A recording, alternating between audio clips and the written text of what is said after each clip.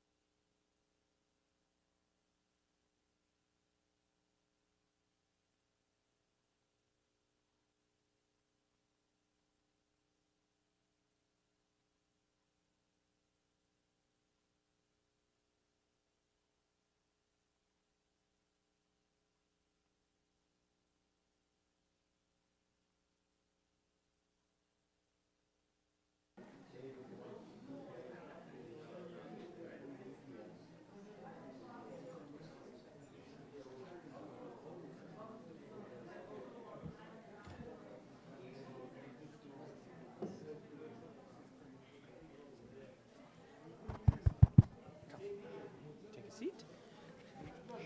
And what you say? You say Muhammad wa ali Muhammad salawat. Muhammad wale Muhammad salawat. Allahumma salli ala Muhammad wa ali Muhammad. Bismillahirrahmanirrahim. Alhamdulillahi Rabbil Alameen. Ar-Rahmanir-Rahim.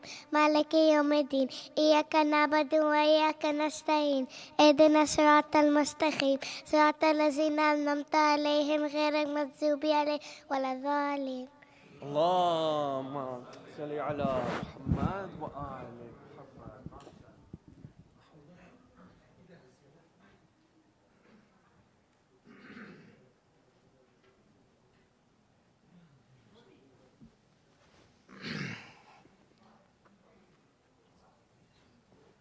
محمد وآل محمد صلوات.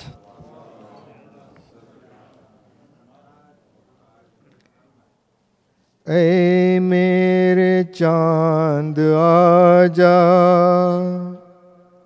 اے میرے چاند آجا، اے میرے چاند آجا، اے میرے چاند آجا.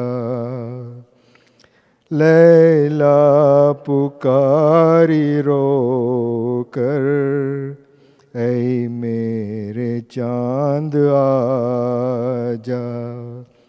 صدقے ہے تجھ پہ مادر، اے میرے چاند آجا.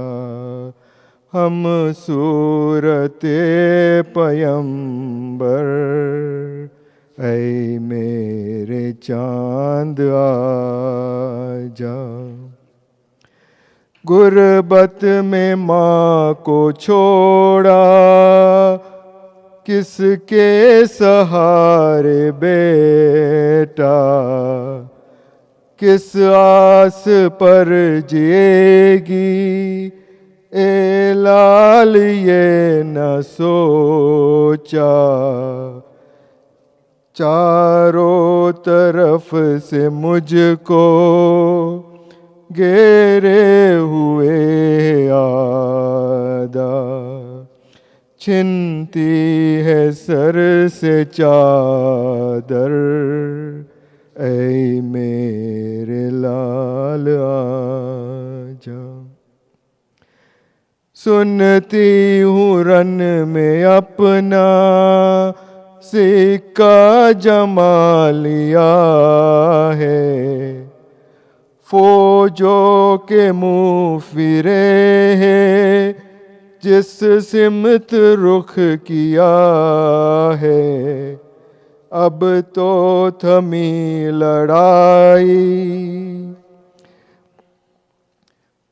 دن اب تو ڈھل چکا ہے، صدقہ اتارے مادر، اے میرے لال آجا، چھائی ہوئی ہے بیٹا ہر سمت غم کے بادل، تکتی ہوں راہ کب سے، اے لال دل ہے بے کر، منظر ڈراونا ہے، سونا پڑا ہے جنگل، گھبرا رہی ہے مادر، اے میرے چاند آجا،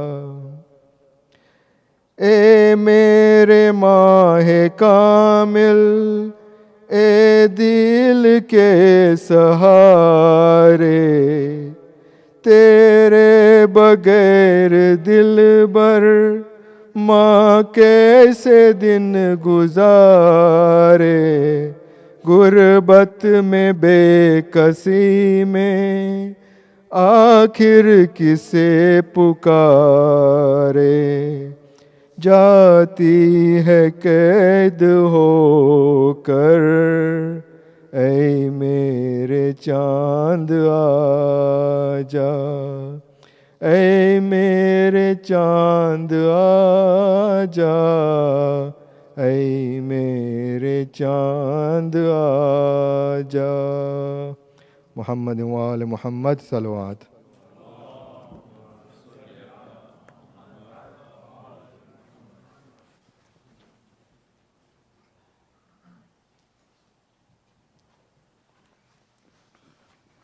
درود محمد و آل محمد پر۔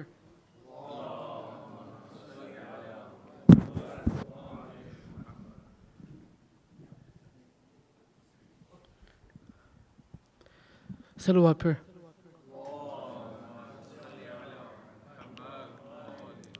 یا عباس عباس یا عباس، یا عباس عباس یا عباس، اے لقب غازی تیرا، توی آنکھ سے مرتضیٰ پائے ہو شبیر کا، اور زینب کی ردا، تو ہے زہرا کے دعا، اور علم دار وفا، یا عباس عباس یا عباس، یا عباس عباس یا عباس، تو پھر شانان ہے، آل ہے ان کے غم کو دور کر، جو دعا لائے قبول رب سے وہ منظور کر، مومنوں کے ہر گناہ رب سے تو مغفور کر، یا عباس عباس یا عباس، یا عباس عباس یا عباس، کیا ملا تائے علم جعفر تیار کو جنگ خیبر کے ملا ہے ڈر کو اور کلبر میں ملا غازی جرار کو یا عباس عباس یا عباس اور نماز شب میں ہے مہتی کے دعا میرے بیٹے کے لیے ایک سہارا بھیجنا ایک انسان میں تم کو اللہ نے چنا یا عباس عباس یا عباس یا عباس عباس یا عباس ننگ سے دربار جو آئے بنت فاطمہ پہنچتا ہے یزید کون اب آسرا کہاں غازی تیرا ٹیکی کے پائی کیسے روکے زینب نے کہا یا عباس عباس یا عباس یا عباس یا عباس کیا تمہیں خبر میں ہوں حجر کا پسر جیسے باپا شیر تھے اے میرے ویسا جگر باغلو اب وقت ہے آ رہا کمر یا عباس عباس یا عباس یا عباس یا عباس آئے سن لو ذرا رکنا نہ رستا میرا چاہیے تھی تم اگر اب اجل کا راستہ موت سے ڈرتا نہیں نہ یہ کیوں علی کا ہے نا یا عباس عباس یا عباس یا عباس عباس یا عباس باز دونوں کٹے آئے مشکیزاں چھٹے گزرے سر پہ جب لگا باوفا تین سر گرے السلام آقا میرے رک غازی نے کہا یا عباس عباس یا عباس یا عباس عباس یا عباس پہنچ کے عباس کے لاش پر شہ نے کہا تم کہ تو میرے آستا اور آنکھ کھا دیا رتنا جاؤں ابھی آنکھیں کل نہ پر ذرا یا عباس عباس یا عباس یا عباس عباس یا عباس اے علم عباسی کا اور حسینی کا نشان احتجاجی منتظر ایک سہارا سارا جان کہ اٹھا خود علم آنکھیں مولا زمان یا عباس عباس یا عباس یا عباس عباس یا عباس everyone یا عباس عباس یا عباس یا عباس یا عباس یا عباس عباس یا عباس یا عباس یا عباس please do dua for this now written by Shaykh Tijani Surah Mubarakat al-Fatiha wa salawat ala Muhammad wa ala Muhammad.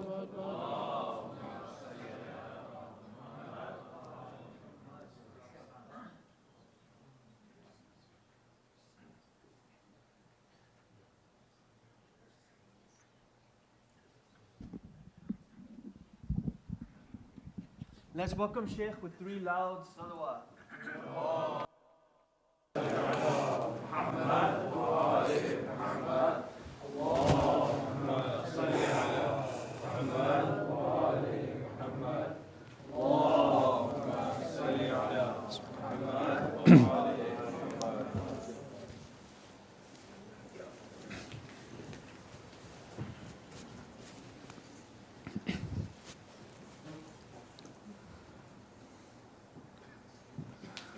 أعوذ بالله من الشيطان الرجيم بسم الله الرحمن الرحيم الحمد لله رب العالمين الحمد لله الذي له ما في السماوات وما في الأرض وله الحمد في الآخرة وهو الحكيم الخبير والصلاة والسلام على المبعوث إلى كافة الورى شاهدا ومبشرا ونذيرا وداعيا إلى الله بإذنه وسراجا منيرا أبي القاسم محمد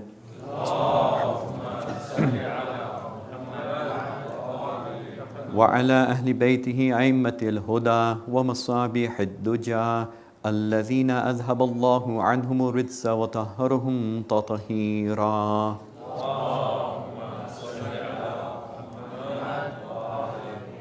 أما بعد فقد قال الله سبحانه وتعالى في كتابه الكريم بسم الله الرحمن الرحيم والذين لا يشهدون الزور. صلوا على محمد وعلى محمد.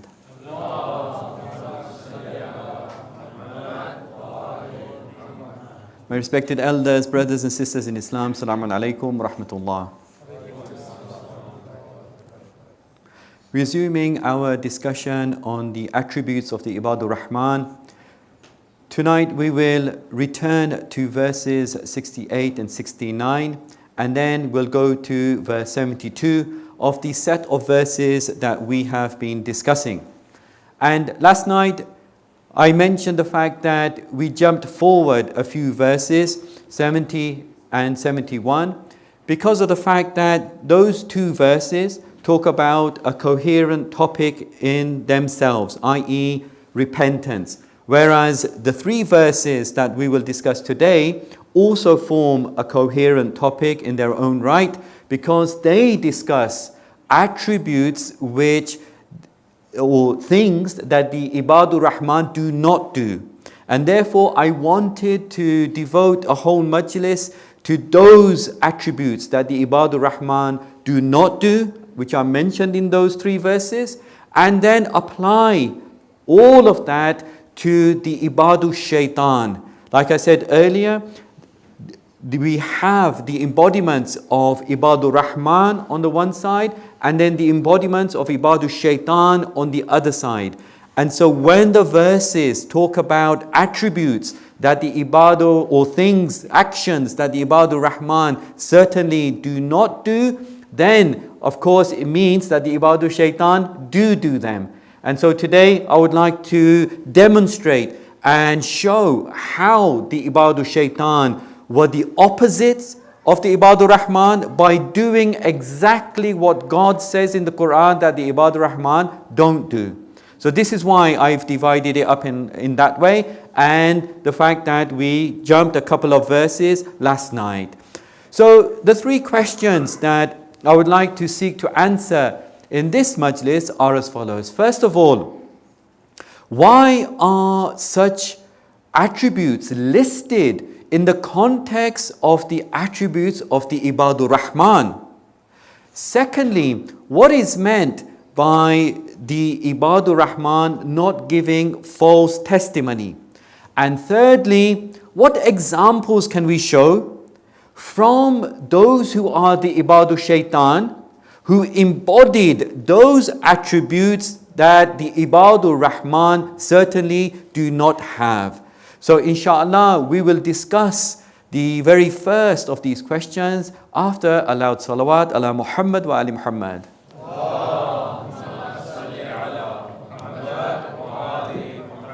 Now you see on the screen the two verses in question that we will begin with, and these are verses 68 and 69. We already discussed the very first part of this verse a few nights ago. وَالَّذِينَ لَا يَدْعُونَ مَعَ اللَّهِ إِلَهًا آخَرَ. We discussed that, and certainly that was a very important subject to do with the fact that they do not invoke and call as a deity, as a God apart from Allah subhanahu wa ta'ala.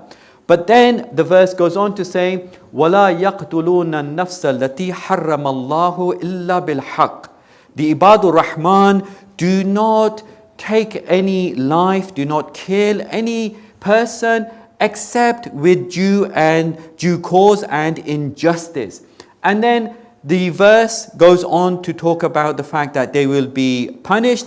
And then verse number 69, you see on the bottom there, talks about the fact that they will get a double punishment on the day of resurrection, and they will remain in that torment disgraced. Okay, so these are the two verses in that set of verses that we will use as the basis of our discussion for this first question. That why are attributes such as these mentioned in the context of the attributes of Ibadur Rahman? We said a number of times that the Ibadur Rahman embody attributes of pure, sincere servants of Allah subhanahu wa ta'ala. We've already looked at 6 of those, and they are all elevated, very exalted attributes. So why would Allah subhanahu wa ta'ala mention things like this? That they don't commit murder, and wala yaznun, of course, I forgot to mention at the end of there, wala yaznun, they don't commit adultery, and they are people who do not commit major sins.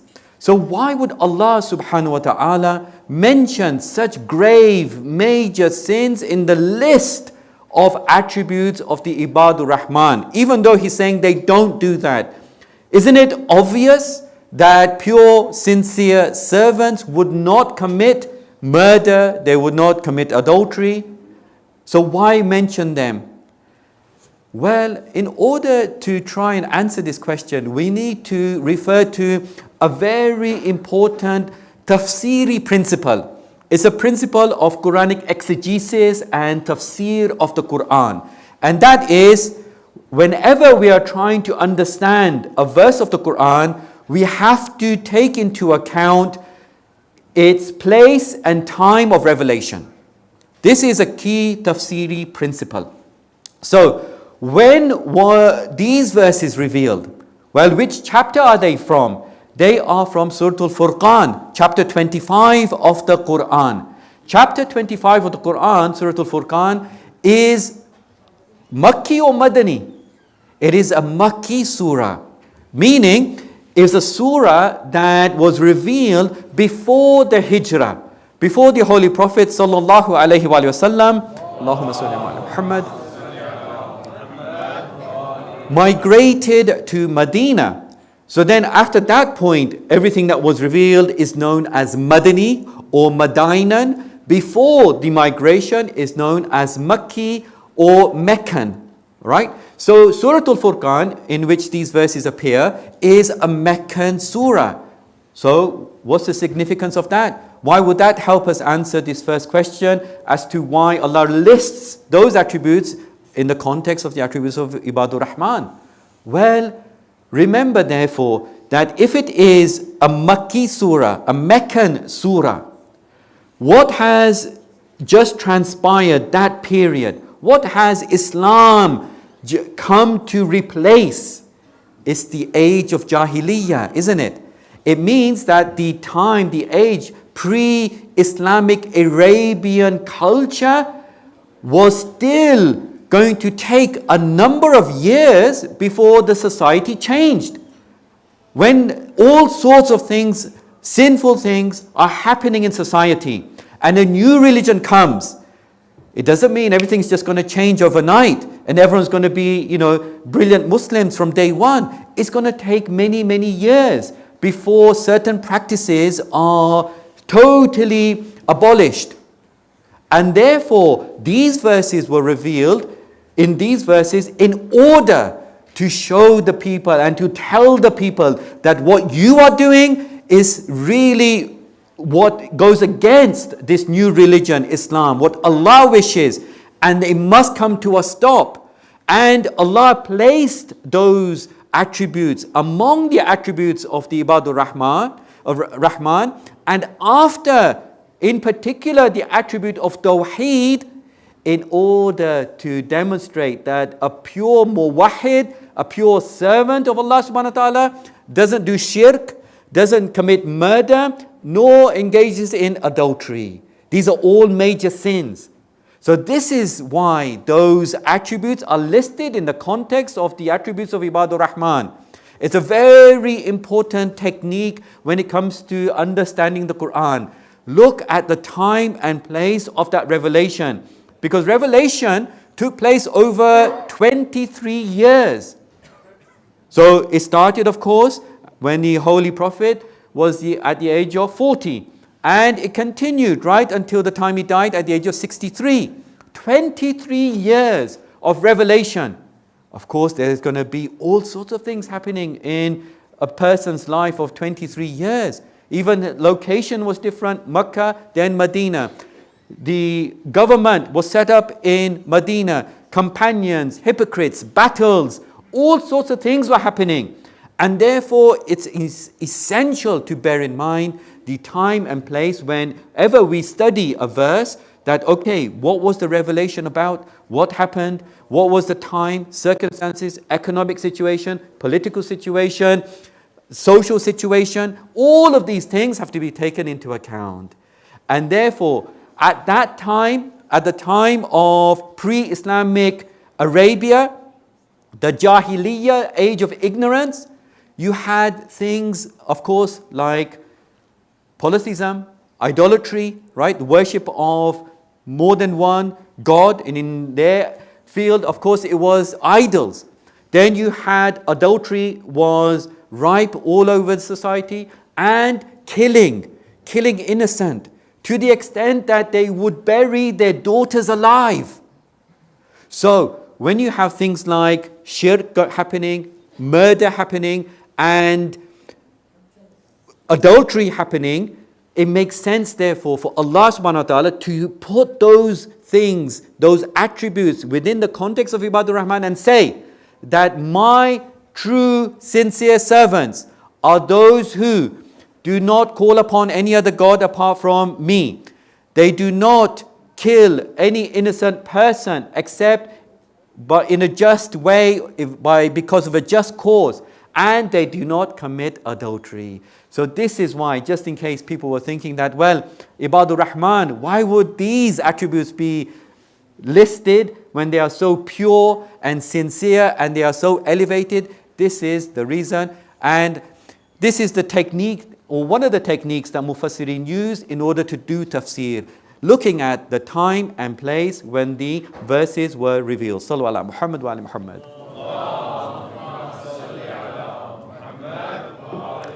In fact, just building on this, a few nights ago, we spoke about the Ahlul Bayt alayhimus salam, as mentioned in Surah Al-Insan, and their amazing giving in the way of Allah, isn't it? وَيُطْعِمُونَ الطَّعَامَ عَلَى حُبِّهِ مِسْكِينًا وَيَتِيمًا وَأَسِيرًا, isn't it? That story that I went through and the examples I gave, etc. Now, just to give you an idea of how important it is for someone to study the time and place of revelation in order to get a good understanding of the ayah, we can look at this example, the same example of the Ahlul Bayt giving ta'am and food to the needy, the orphan, and the captive, right? That captive is very important in this discussion. In a few moments' time, I'll explain why. So, why is it so important? Well, because some people, maybe perhaps to try and deflect the fadila of the Ahlul Bayt giving food and this amazing incident, and therefore the verse being revealed about them. Some people say a number of verses, some people say the whole of Surah Al-Insan was revealed because of this great altruistic giving of theirs when they were fasting for those 3 consecutive days, and still they gave their iftar to those 3 people. So some people, on purpose or perhaps just out of mistake, they've tried to put forward arguments that it wasn't about the Ahlul Bayt at all. That those who gave, those who are referred to in this verse, were not the Ahlul Qissa. It wasn't them. And they argue that the whole chapter of Surah Al-Insan is a Madinan chapter. Okay? And, it's a Makki chapter. It's a Makki chapter rather than a Madinan. Why is that so significant? Because if somebody was to accept that argument, that Surah Al-Insan is a Makki, it's a Meccan chapter, well, who couldn't have been present then?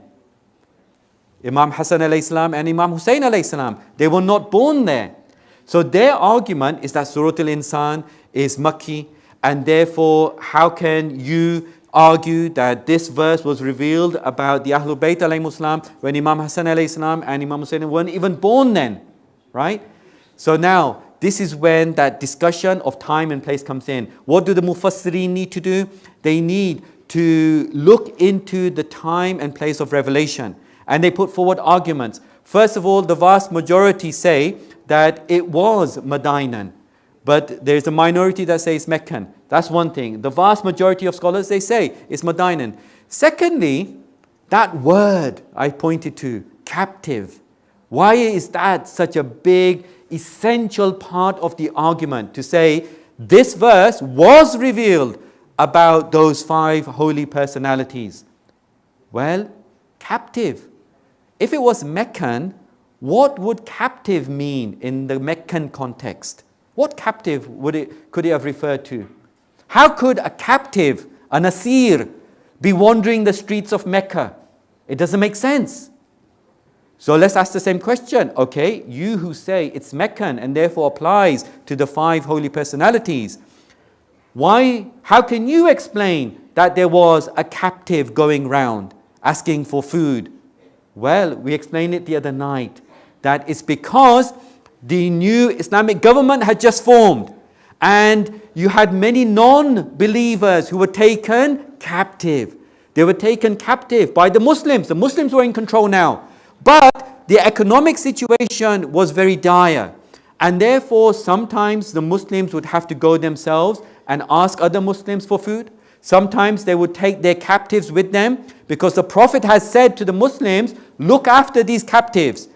Look after them, the non-believers who were there in Medina beforehand. When Islam came, Islam now became the ruling government, and so you had these captives. The Prophet said, look after them. So some of the Muslims had to look after them. They needed money, they needed food, dire economic situation. They would either go around themselves sometimes asking for food. Sometimes they would take the captives with them and ask for food. Sometimes the captive would go by himself or herself and ask for food. So this is a very strong argument that it was Madinan, because captive makes perfect sense in that Madinan concept, in that Madinan context, whereas we cannot put forward a plausible explanation as to what a captive is doing wandering around on the streets of Mecca. Sallu ala Muhammad wa ala Muhammad.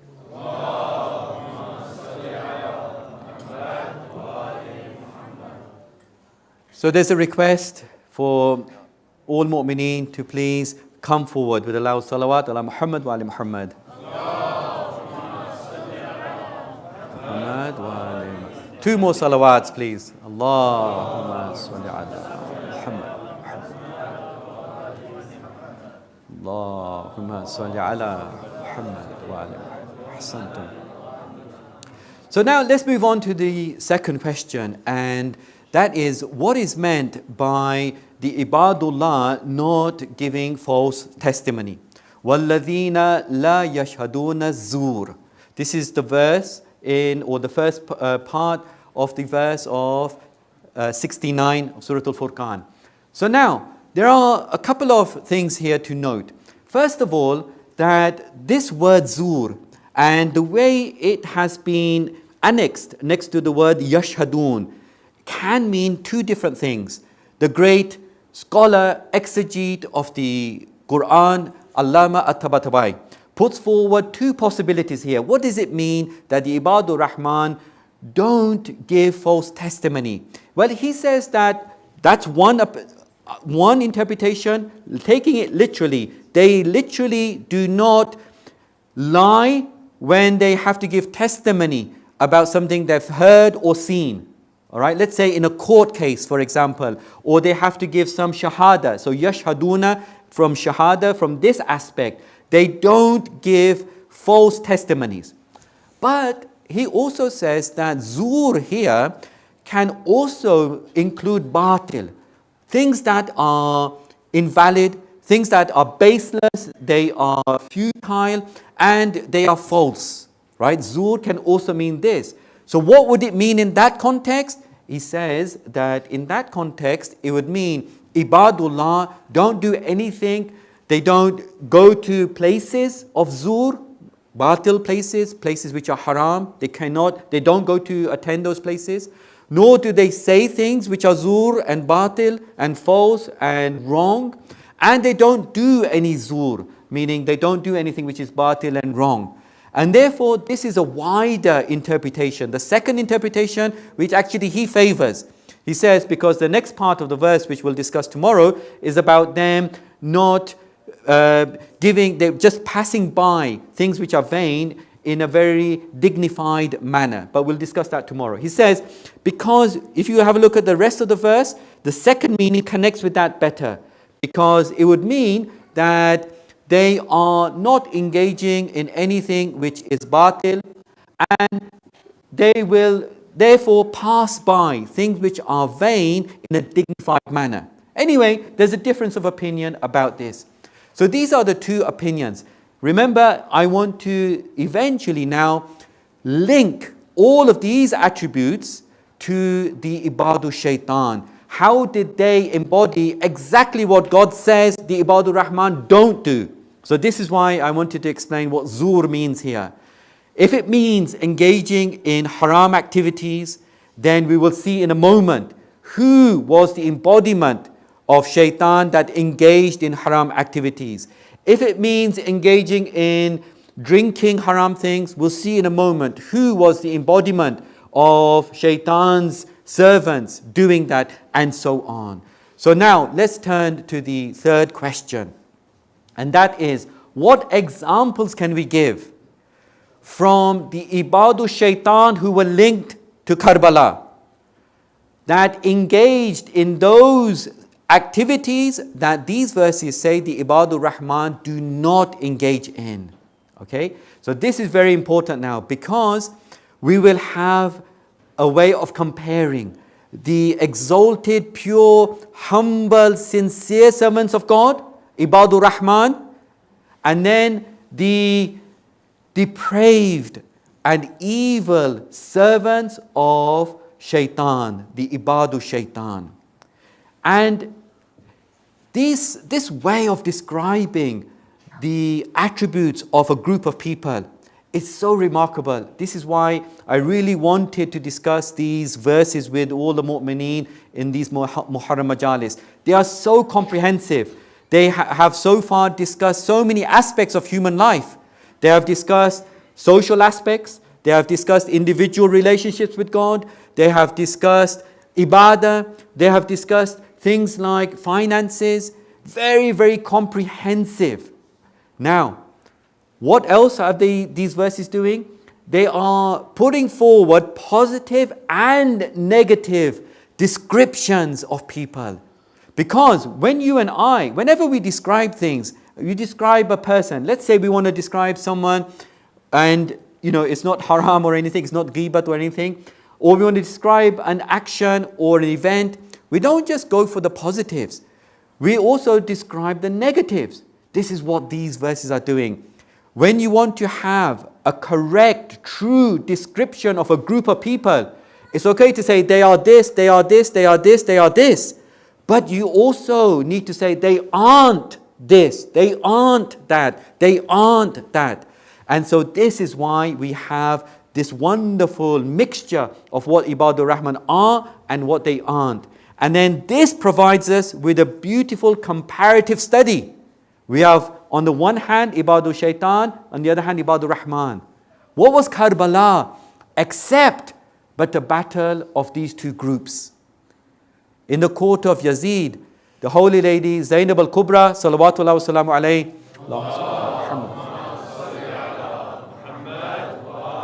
doesn't she say that the party of Shaitan are killing the party of Allah?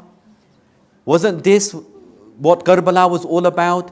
And also relating it to our lives.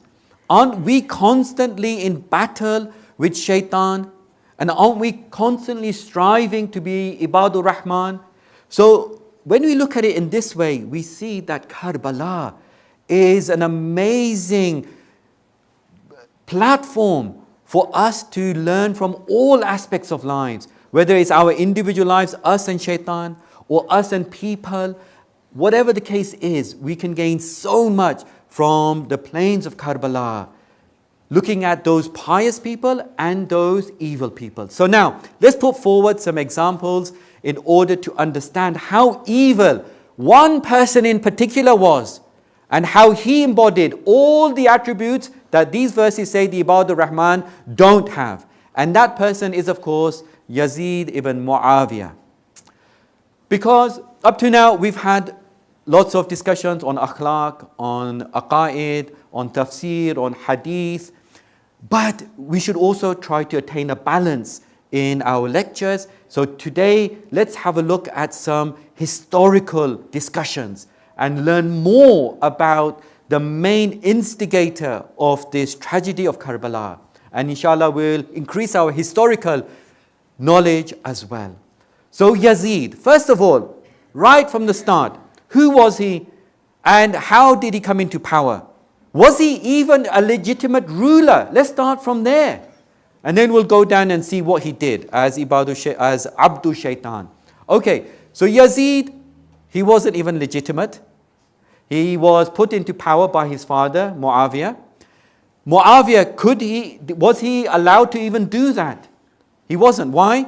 Because of the peace treaty signed with Imam al-Hasan salawatullah wa salamu alayhi.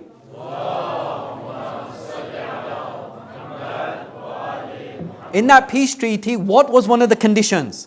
One of the conditions was, after Muawiyah has perished, he would not appoint anyone to be the caliph. The Khalifate would go back to Ali Muhammad. But he broke that peace treaty and he violated that condition. He appoints Yazid. So right from the outset, Yazid is not even the legitimate ruler.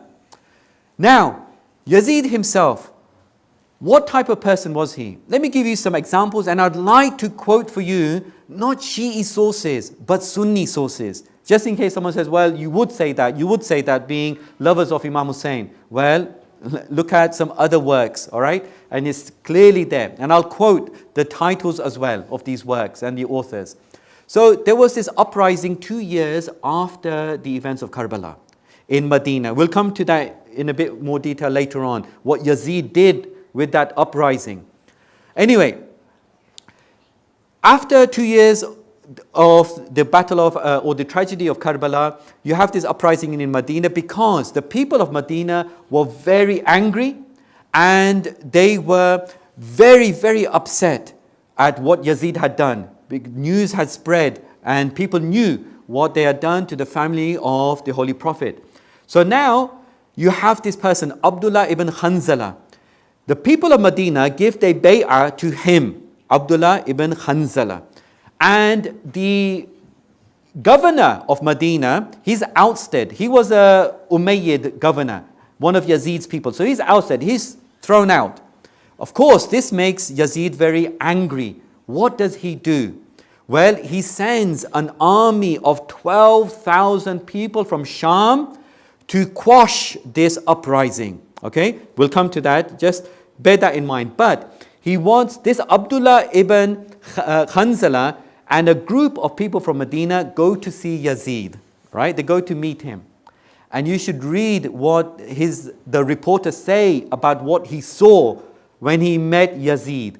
So let me first of all quote for you Ibn Athir. Probably you've heard of him, the famous Sunni historian. Al-Kamil Fit Tarikh is his book. Ibn Athir writes there that after Abdullah ibn Khanzala had come back from meeting Yazid, what does he say to the people of Medina? He says that we have just met a person who has no religion. Then he goes on to say what he saw this person doing, Yazid doing. He says, he drinks wine, he plays with dogs, he has a tambourine, he invites female singers and they play music, and he spends his evenings with thieves. This is Yazid, as reported by Ibn Athir.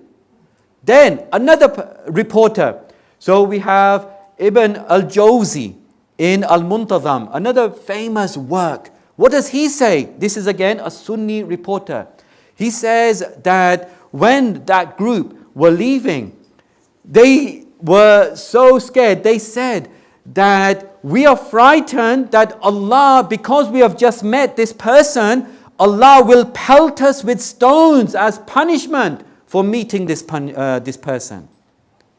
And they said that he is someone, now I cannot say it from the minbar, they actually say what he does is related to the verses that was displayed up there. I can't even say it. But a couple of other things that I can say is that they say he drinks wine and he does not pray. He doesn't keep the times of prayer. He doesn't perform the prayer at all. So this is Yazid. Now, let me go into just 3 things that he did in a very short period of time. How long was Yazid in power? Only 3 years. 3 years. And look at the damage he did. Right? This is giving us very good context as to why Imam Hussein had to stand up and do what he did. Otherwise, Islam would have not been on the face of the earth. So, one of the things he does, of course, is Karbala. Look at the atrocities, the outrageous activities he does to have Karbala take place. First of all, he wants Imam Hussein to give him his bay'ah and oath of allegiance by force. To the extent that he says that if he doesn't, you just do one simple thing. Cut off his head and send his head to me. Right? This is a so-called leader of the Muslims. This is how he acts. Secondly, he says that Ubaidullah ibn Ziyad is now going to be the Khalifa of Kufa. He was already the Khalifa of Basra, Ubaidullah ibn Ziyad. And he had this reputation of being extremely violent, very harsh, but getting results. So Muslim ibn Aqil, of course, had gone to Kufa, isn't it?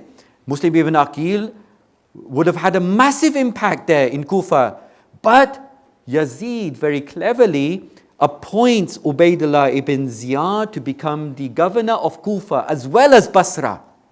And he wanted him to deal with Muslim ibn Aqil and Imam Hussein alayhi salam.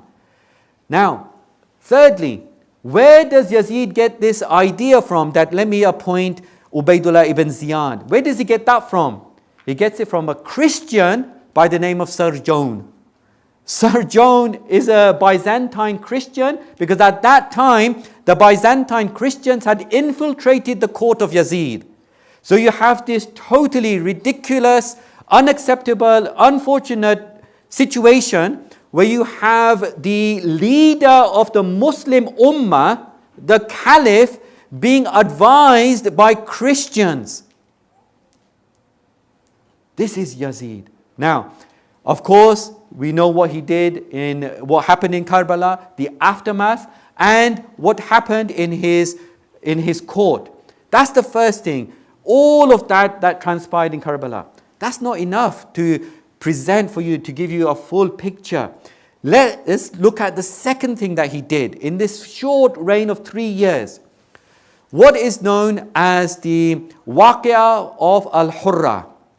This is the event of Al-Hurra, and it relates to that incident I was reporting earlier, where you had that Abdullah ibn Khanzala coming into power and the uprising in Medina.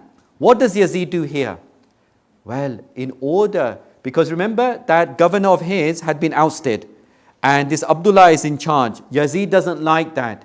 So what does he do? Well, he only goes and sends 12,000 people to pillage, kill, and then rape the women of Medina in order to quash this uprising and the support that is gathering in Medina. He does this. Please recite the salawat as you all come forward. Allahumma salli ala Muhammad wa ala Muhammad. Sallu ala Muhammad wa ala Muhammad. Allahumma salli ala Muhammad wa ala Muhammad. And one final salawat ala Muhammad wa ala Muhammad.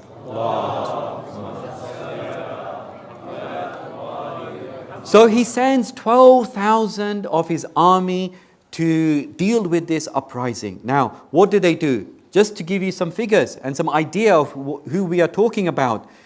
This army is led by someone known as Muslim ibn Uqba.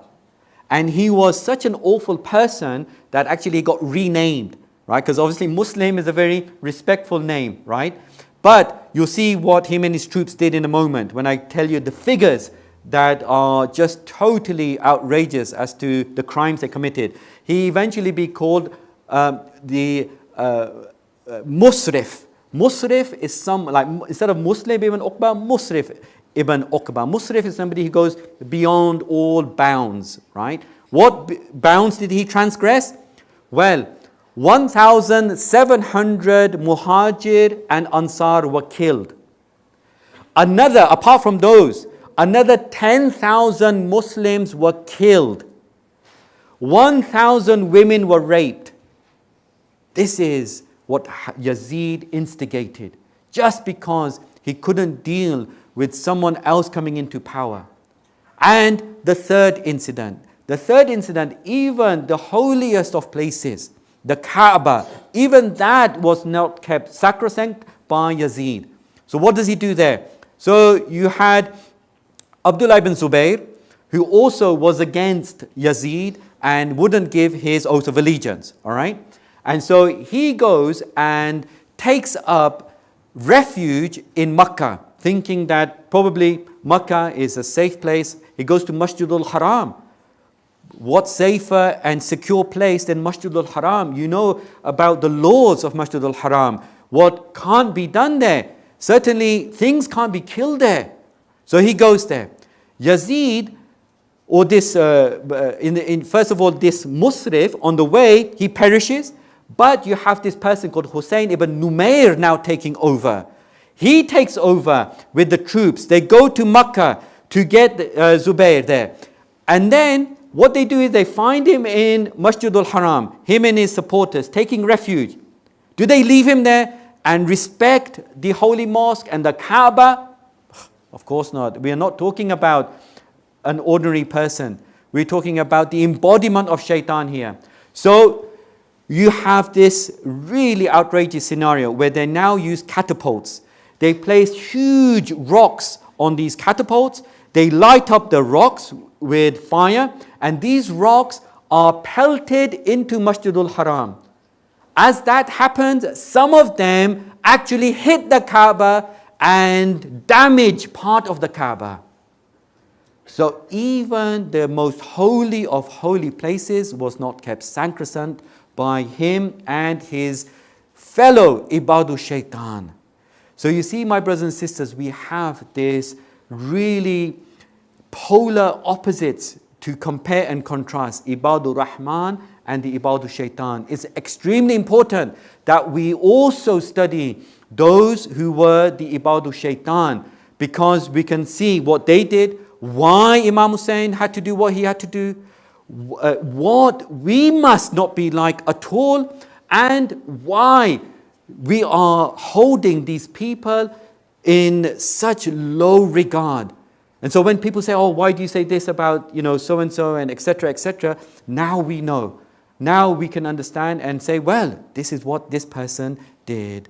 So as a summary, the three questions we tried to answer this evening was, first of all, with regard to those attributes, why are they listed in the whole context of Ibadur Rahman? It's because we have to take into time and account when we look at exegesis and tafsir of the Quran. And the time and place where Surah Al-Furqan was revealed was Makki, just after Jahiliyyah time, and it required people to have time to change their behavior. And therefore Allah was trying to give a strong message that this is not what this new religion wants at all. So that's the first question. Second question, what does it mean by Ibadur Rahman not giving false testimony? There were these two possibilities. Literally, like in a court case, they don't tell lies about what they see or hear. Or in a wider sense, zur, meaning they don't do anything batil. They don't engage in haram activities or attend haram things or say haram things. Unlike what we saw in Yazid's example. And that was about the third question. What examples can we give from Ibadur Shaitan who did the opposite of what the Ibadur Rahman are described as in the verses? Well, we saw Yazid was illegitimate to start off with, and he, at least we spoke today, time allowing, of three atrocities: Karbala, Waqi'a Hurra, and damaging the sacred of sacred places, the Kaaba. O Allah, we pray to you on this night to hasten and protect our holy Imam. O Allah, enable us to be your true ibad. O Allah, enable us to recognize the ibadu shaitan. O Allah, forgive us and our forefathers for our sins. And O Allah, bring relief to all those facing hardship around the world. Sallallahu ala Muhammad wa ala Muhammad.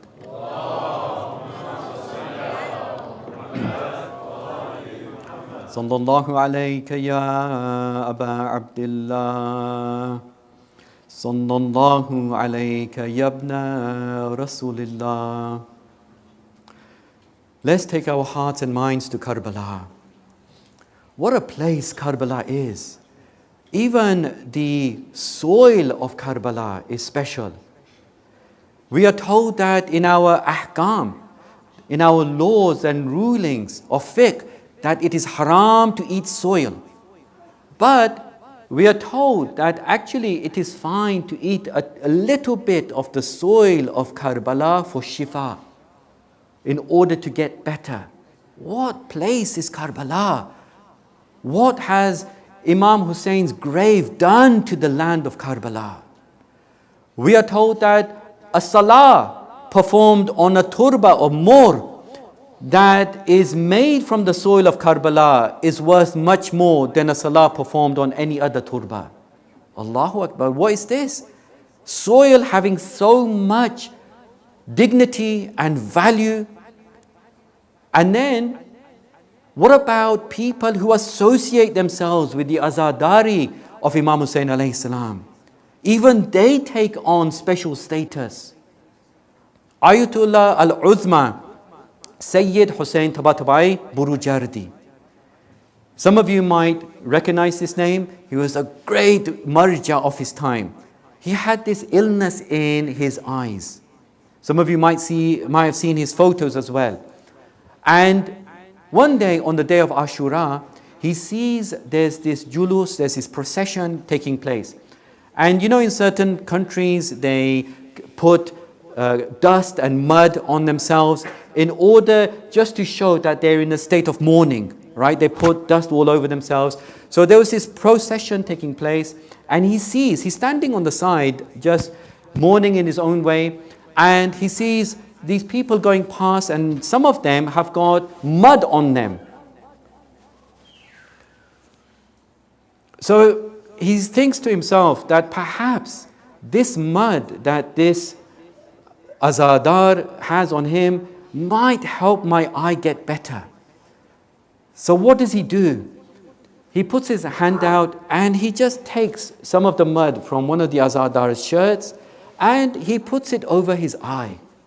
Immediately, that pain that he always had for so long in his eyes was removed. And never did he have to wear glasses. Amazing. The soil of Karbala has that impact. The Azadar who put ordinary mud on themselves has this impact. What a place Karbala is. Let's transport ourselves to this place. And tonight we will commemorate the great martyrdoms of some young heroes of Karbala. Now, there's a very special relationship between mother and child. Only the mothers would really understand this, that a relationship is established from the time of the child's existence. And therefore, on the plains of Karbala, we see this amazing test of this relationship. It was strained, but then we see that these great heroes of Karbala passed this test with amazing distinction. Let's have a look at the relationship between mother and child as we salute these young heroes and martyrs of Karbala. It's reported that there was a young person in Karbala. His name is not that certain in the records of the accounts of what transpired. But some have said his name was Amr ibn Junada. In any case, his father had been martyred. So his mother says to him that, Amr, I want you to go and fight for Hussein. Amr, what does he say? Does he object? A very young guy, his father has just been martyred. His mother now, she is telling him that he must go and fight for Imam Hussein. He says, yes, I will do that. So he goes out and fights. And his mother had told him, don't just fight and come back. Fight until you are killed. He goes out, he fights, and he fulfills the wish of his mother. He is killed. The enemy soldiers, they sever his head. Where else do we see this happening in Karbala? We see it happening all the time. People having their heads severed. And then people placing their heads on the spears. But this time, the enemy soldiers, they grab hold of his head and they throw it back towards the tent of Abu Abdullah. His mother picks up his head, the head of his martyred son. She looks at it. Do you think that she's disappointed? Do you think that she thinks that what she did was wrong? She looks at the head of her martyred son and she says, well done, my son. Well done, my son. The light of my eyes, the happiness of my heart. And then you know what she does? She throws the head back towards the enemy. And then she grabs a tent pole. She goes onto the battlefield and she starts hitting the enemy soldiers with the tent pole. She kills some of them. And then Imam Hussein has to instruct people to bring her back. She comes back and Imam Hussein prays for her. This is the status of the Shuhada of Karbala. And the mothers who were there, who lost their beloved children, and yet they were like this. But now let's turn to another mother and to some other children. Tonight we will commemorate the martyrdoms of Hazrat Aoun and Hazrat Muhammad. Aoun and Muhammad, it is reported they were only 9 or 10 years of age. On the night of Ashura, they are getting ready for what's going to transpire the next day. Now, my brothers and sisters, you know how hard it is to prepare children for a trip when they are going to go away. How must the heart of Lady Zainab al-Kubra have been when she is now trying to prepare her children for their imminent martyrdom the next day. But at least when mothers normally go to say goodbye, when they normally go to say farewell, they're going on a school trip, they're going to school for a day, they know they will come back. Lady Zainab knew that only Muhammad will never come back to her. This is very different to an ordinary mother saying goodbye. And now on the day of Ashura, they want to go and sacrifice for Imam Hussein. Lady Zainab has to get them ready with armor. But I ask you, Mu'mineen, what armor could she have found that was small enough for her children to wear? So they go out now onto the battlefield. First, we read that it is Muhammad that goes out onto the battlefield. Muhammad goes out, he fights valiantly, he kills 10 of the enemy soldiers, but then they overcome him and he is martyred. Now Aoun has seen all of this, hasn't he? Is he put off by what he has seen happen to his brother? Not at all. Now Aoun goes onto the battlefield, he fights valiantly. It's reported he killed 3 horsemen and 18 foot soldiers, and now he is slain. What must have Zainab al-Kubra felt at this stage? It's now reported that when they saw Zainab al-Kubra, some people say she did not wail, she did not scream. When they found her, she was in the state of sajda. She was doing shukr to Allah subhanahu wa ta'ala that she has given him this sacrifice. The other sacrifice that she gave as well, we see later on, where she puts her arms under the body of Abu Abdullah and lifts it, and she says, Ilahi taqabbal minna hadha al-qurban. Oh my Lord, accept for me this sacrifice, accept it from us. So how many sacrifices is she going to give? Own Muhammad, to the extent is reported that now when she goes back to Medina, her own husband Abdullah ibn Ja'far al-Tayyar does not recognize her. What has happened to Zainab al-Kubra that he does not recognize her? He himself could not go to Karbala. Abdullah, but he had his two representatives there, the representatives that he and Zainab have now lost. I ask you, my brothers, what did Zainab see that changed her so much, such that her husband, her own husband, could not recognize her when he returned? Let me just list and remind you some of the things that she saw. She saw Imam Hussein's companion slain. Then she saw Ali Akbar torn into pieces. Then she saw Qasim trodden under the hooves of the horses. She saw Abbas having his arms cut off and slain on the banks of Euphrates. She saw her own and Muhammad slaughtered. And then she saw Abu Abdullah trampled under the hooves of the horses and cut into pieces, such that on the night of the 11th, when she goes past that body, she says, Wa Muhammadah. She says that, oh Muhammad, look what they've done. Hadha al-Husaynu bil-Ara. This is Hussein lying bare-bodied. Murammalun bid-dima. He's covered in blood. Muqata'ul a'dha. His arms have been severed. It's no wonder that Abdullah could not recognize her. But it's reported, my brothers and sisters, she never cried. She never cried until she saw something in Medina. Some say that when she went to Medina and now she enters the house, up to now she had not cried, but then she starts wailing when she sees the place where Aoun and Muhammad used to sleep. But now the poet says it's not because Zainab did not want to cry. It's not that. The poet says she wanted to cry, but what could she do when she had dried up all her tears after she saw Ali Asghar being shot in the neck, after she had seen Hazrat Abbas being shot in the eye, and after she had seen her brother's bones crushed. Allah la'natullah qawmi zalimin.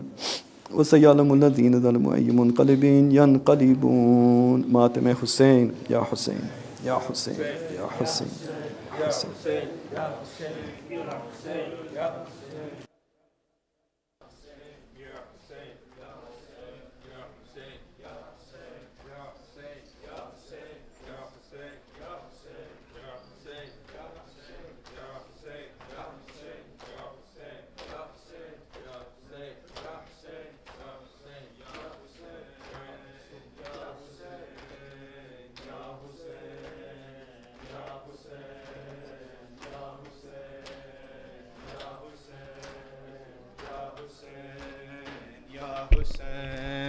Ya Hussein, Ya Hussein, Ya Hussein, Ya Hussein.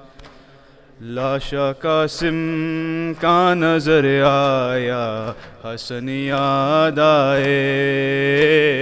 लाशा कासिम का नजर आया, हसन याद आए।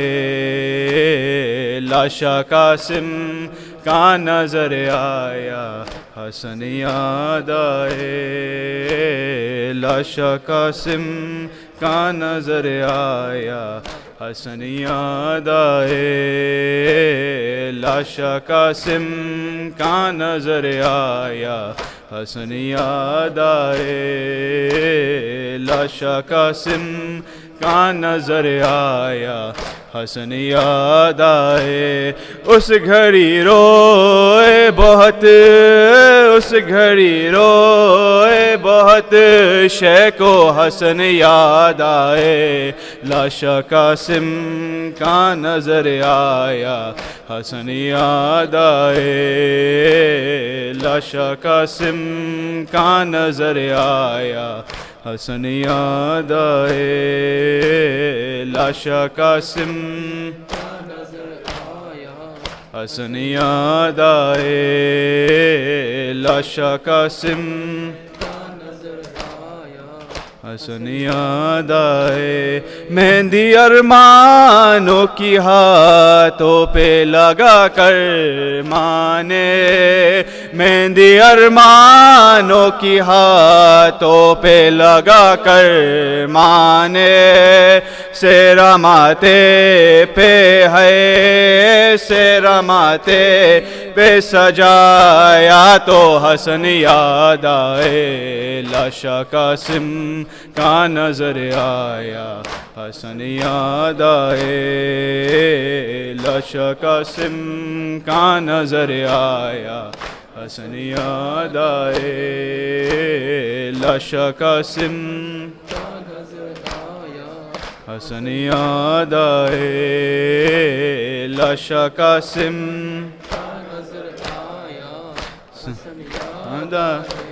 ہائے قاسم نہ تیرے ٹکڑے بدن کے ہوتے ہائے قاسم نہ تیرے ٹکڑے بدن کے ہوتے رو کے سینے سے ہے رو کے سینے سے لگایا تو حسن یاد آئے لاشا قاسم کا نظر آیا حسن یاد آئے لاشا قاسم کا نظر آیا حسن یاد آئے لاشا قاسم کا نظر آیا حسن یاد آئے لاشا قاسم کا نظر آیا حسن یاد آئے ٹکڑے قاسم کے چنے اور آبا میں ڈالے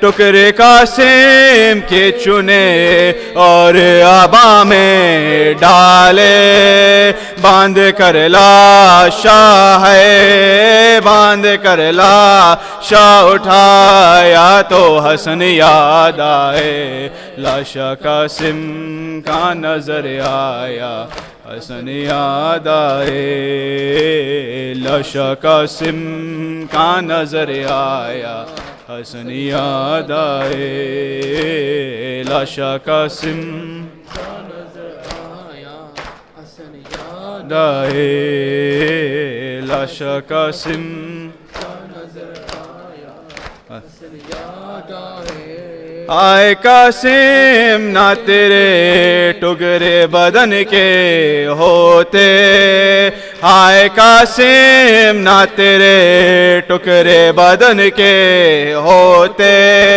رو کے سینے سے ہے رو کے سینے سے لگایا تو حسن یاد آئے لاشا قاسم کا نظر آیا حسن یاد آئے لاشا قاسم کا نظر آیا حسن یاد آئے یا حسین یا حسین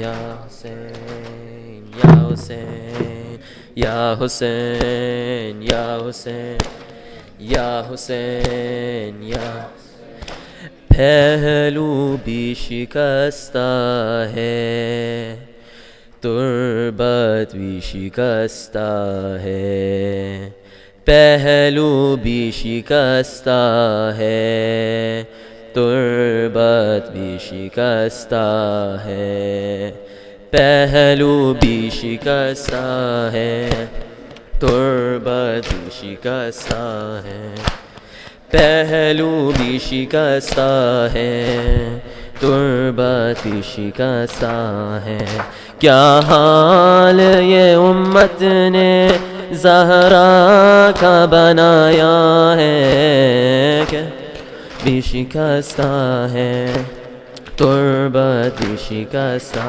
ہے پہلو بھی شکستہ ہے تربت بھی شکستہ ہے خاتون کوئی ہم سے یوں چھور نہیں دیکھی ایسی کوئی دنیا میں مستور نہیں دیکھی 18 برس میں ہی لگتی جو ضعیفہ ہے بھی شکستہ ہے تربت بھی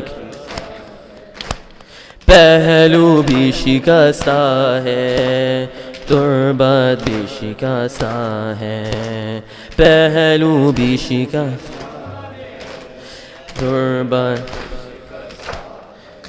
دربار میں ظالم نے کی ایسی پذیرائی، کس طرح سے تو بی پھر لوٹ کے گھر آئی، بالوں کی سفیدی نے سب حال سنایا ہے، پہلو شکستہ ہے، تربت بھی شکستہ ہے، پہلو بھی شکستہ ہے، غربت بھی شکستہ، پہلو بھی شکستہ ہے، تربت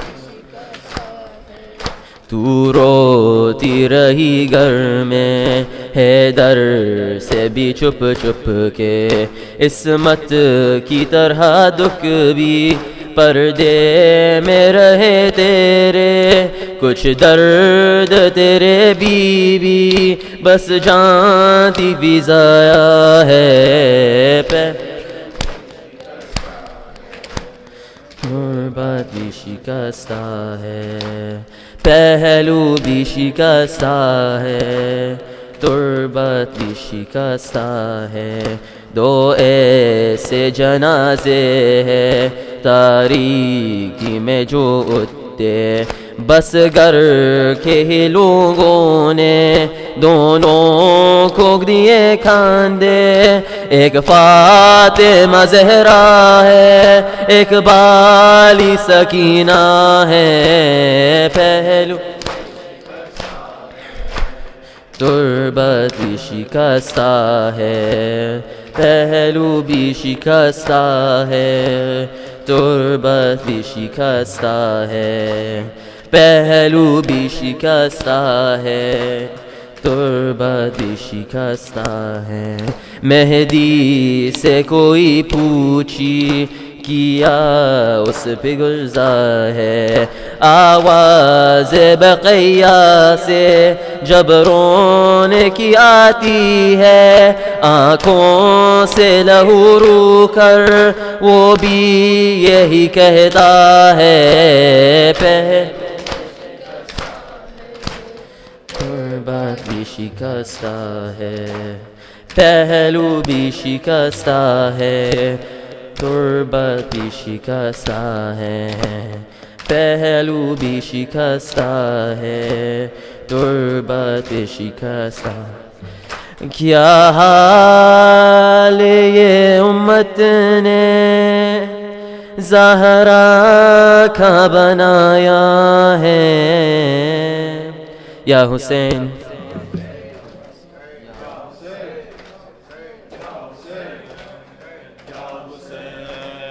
یا حسین، یا حسین،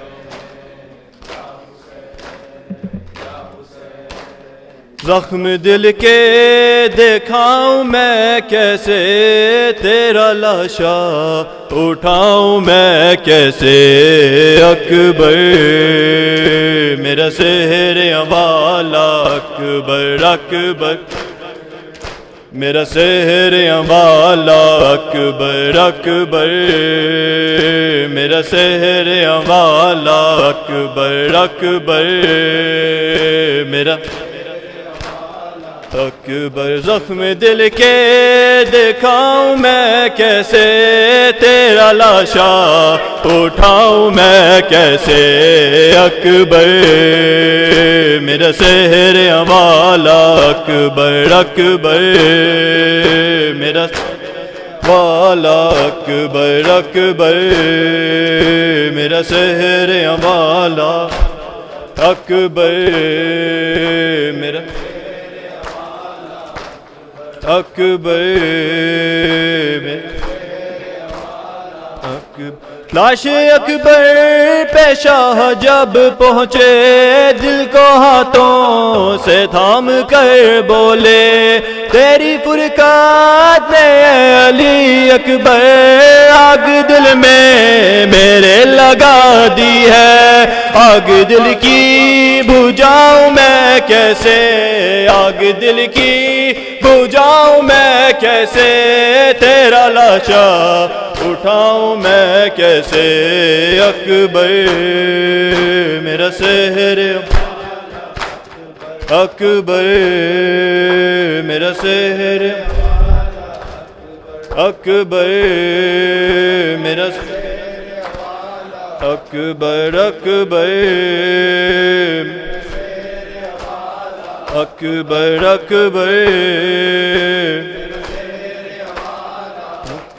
تو ہے کریل جوان ہے بیٹا، باپ تیرا ضعیف ہے کتنا، نور آنکھوں کا ہو گیا رخسار، مجھ کو آتا نہیں نظر خیمہ، لے کے خیموں میں جاؤں میں کیسے، لے کے خیموں میں جاؤں میں کیسے، تیرا لاشا اٹھاؤں میں کیسے، اکبر میرا سحر، اکبر میرا سحر والا، اکبر اکبر میرا سحر، اکبر اکبر والا، اکبر اکبر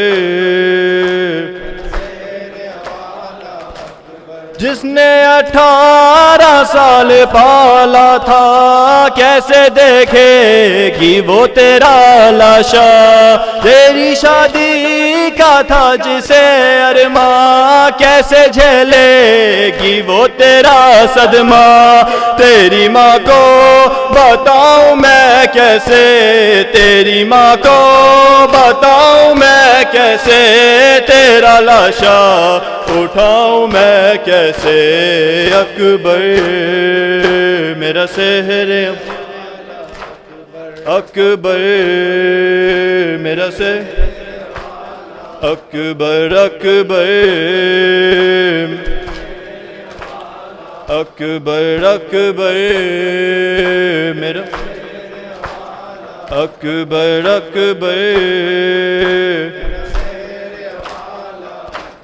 دیکھے آیا ہے قاصد صغرا، راہ تکتی ہے وہ دکھی بہنا، تجھ کو بیمار نے بلایا ہے، وعدہ صغرا کا کیوں بھولا ڈالا، غم یہ دل سے لگاؤں میں کیسے، غم یہ دل سے لگاؤں میں کیسے، تیرا لاشا اٹھاؤں میں کیسے، اکبر میرا سحر والا، اکبر اکبر اکبر اکبر اکبر اکبر اکبر لطف جینے میں اب کہاں اکبر، دل سے اٹھتی ہے یہ فغاں اکبر، صبح عاشور دی تھی جو تو نے، خون رلائے گی وہ اذاں اکبر، تیری صورت بھلاؤں میں کیسے، تیری صورت بھلاؤں میں کیسے، تیرا لاشا اٹھاؤں میں کیسے، اکبر اکبر اکبر اکبر اکبر والا، اکبر اکبر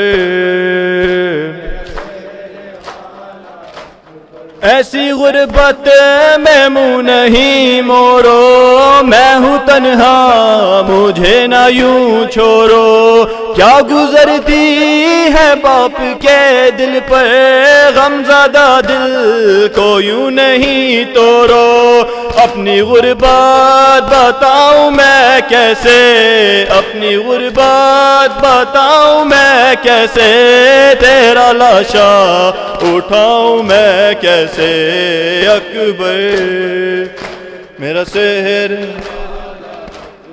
اکبر، زخم دل کے دکھاؤں میں کیسے، تیرا لاشا اٹھاؤں میں کیسے، یا حسین یا حسین یا حسین، نکلنا خیمے سے زینب، نکلنا خیمے سے زینب، کہیں خدا کے لیے نکلنا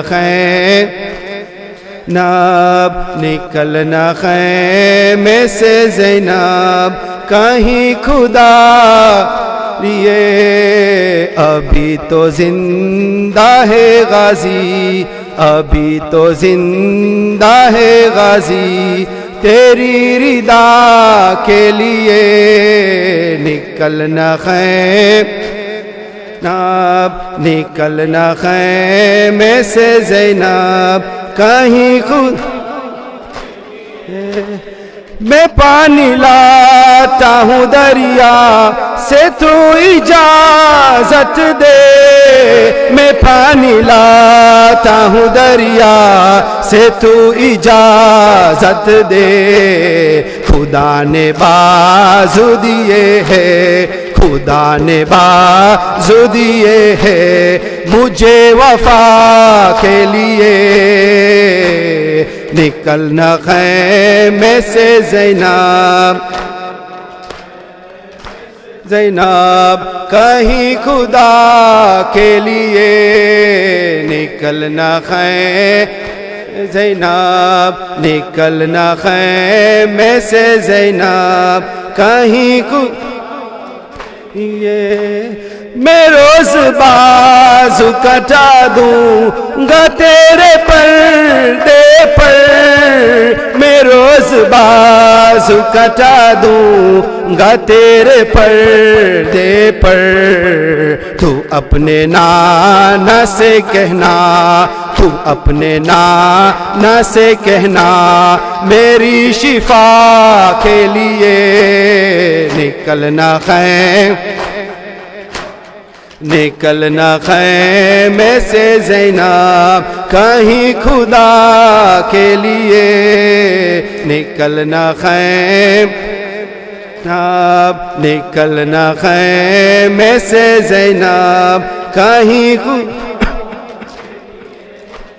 میں تیرا بھائی نہیں ہوں، میں تیرا خادم ہوں، میں تیرا بھائی نہیں ہوں، میں تیرا خادم ہوں، یہ آنکھ جھکتی رہے گی، یہ آنکھ جھکتی رہے گی، تیری حیا کے لیے نکلنا زینب، نکلنا خیمے سے زینب، کہیں خدا کے لیے نکلنا خیمے سے زینب، نکلنا خیمے سے زینب، کہیں خدا کے لیے، یا حسین یا حسین یا حسین یا حسین یا حسین یا حسین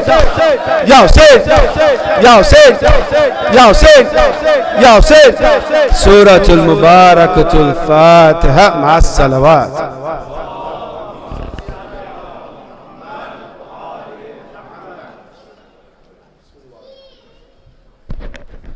متوجہ زیارت، السلام علیکہ یا نبی اللہ، السلام علیکہ یا نبی اللہ، السلام علیکہ یا حبیب اللہ، السلام علیکہ یا رسول اللہ، السلام علیکہ یا باعث الہدی، السلام علیکم ورحمۃ اللہ وبرکاتہ، السلام علیکی ام المؤمنین خدیجۃ الکبریٰ صلوات اللہ علیہا، السلام علیکہ یا امیر المؤمنین یا سید الوصیین یا علی ابن ابی طالب علیہ السلام، السلام علیکی یا قرۃ عین رسول یا فاطمۃ الزہراء سیدۃ النساء العالمین، السلام علیکہ یا امام سبز قبا یا امام الحسن المجتبی علیہ السلام،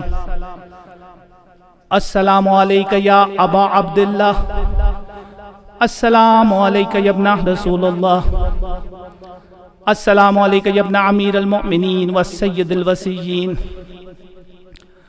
السلام علی الحسین وعلی علی ابن الحسین وعلی اولاد الحسین وعلی اصحاب الحسین، خصوصاً سیدی و مولائی یا ابا الفضل عباس ابن امیر المؤمنین علی علیہ السلام، السلام علیکی یا ام المصائب یا حور زینب بنت علی علیہ السلام، السلام علیکہ یا مولا و ابن مولا، السلام علیکہ یا غریب الغرباء، السلام علیکہ یا معین الضعفاء والفقراء، السلام علیکہ یا شمس شموس وعنیس النفوس ایہا المدفون بارض طوس، کن شفیعنا و شفیع والدی فی یوم الجزا، السلام علیکہ یا علی ابن موسی رضا و رحمۃ اللہ وبرکاتہ، السلام علیکہ یا صاحب العصر والزمان،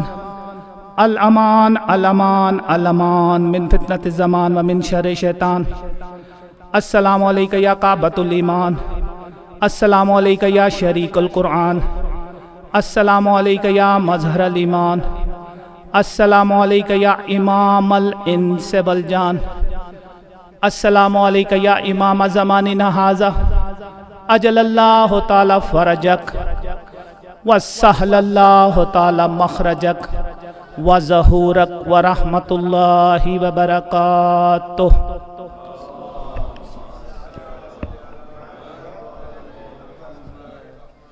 Just a reminder, we do have Jamaat Salat. I know it's 30 minutes away, but we will still have Jamaat Salat. Thank you.